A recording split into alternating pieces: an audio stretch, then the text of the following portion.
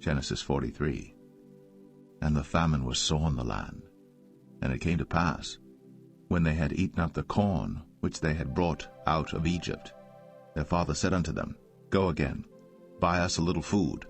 And Judah spake unto him, saying, The man did solemnly protest unto us, saying, Ye shall not see my face, except your brother be with you. If thou wilt send our brother with us, we will go down and buy thee food. But if thou wilt not send him, we will not go down. For the man said unto us, Ye shall not see my face, except your brother be with you. And Israel said, Wherefore dealt ye so ill with me, as to tell the man whether ye had yet a brother? And they said, The man asked us straitly of our state, and of our kindred, saying, Is your father yet alive? Have ye another brother? And we told him according to the tenor of these words. Could we certainly know that he would say, Bring your brother down? And Judah said unto Israel his father, Send the lad with me, and we will arise and go, that we may live and not die, both we and thou, and also our little ones. I will be surety for him. Of my hand shalt thou require him. If I bring him not unto thee, and set him before thee, then let me bear the blame forever. For except we had lingered, surely now we had returned this second time. And their father Israel said unto them, If it must be so now, do this. Take of the best fruits in the land in your vessels, and carry down the man a present, a little balm, and a little honey, spices, and myrrh, nuts, and almonds. And take double money in your hand, and the money that was brought again in the mouth of your sacks, carry it again in your hand. Peradventure it was an oversight. Take also your brother, and arise, go again unto the man.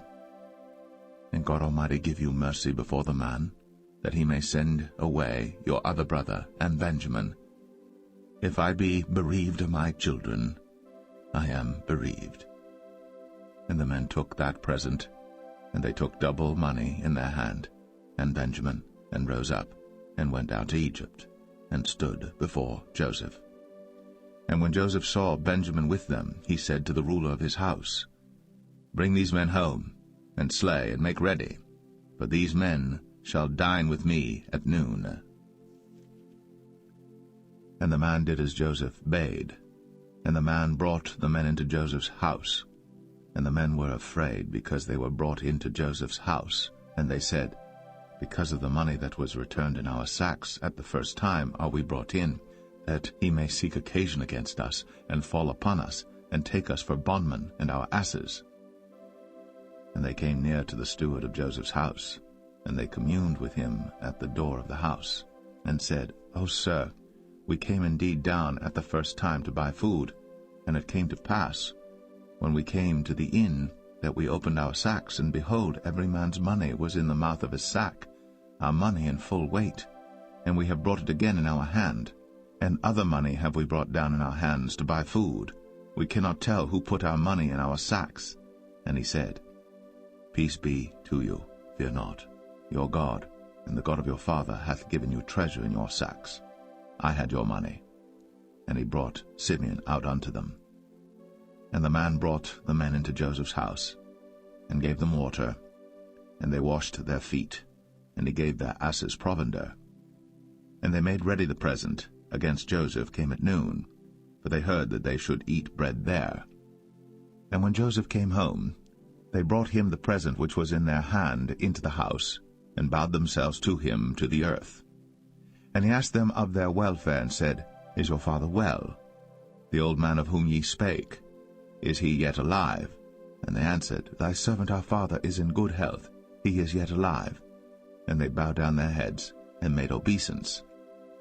And he lifted up his eyes, and saw his brother Benjamin, his mother's son, and said, Is this your younger brother, of whom ye spake unto me? And he said, God be gracious unto thee, my son. And Joseph made haste, for his bowels did yearn upon his brother, and he sought where to weep. And he entered into his chamber, and wept there. And he washed his face, and went out, and refrained himself, and said, Set on bread.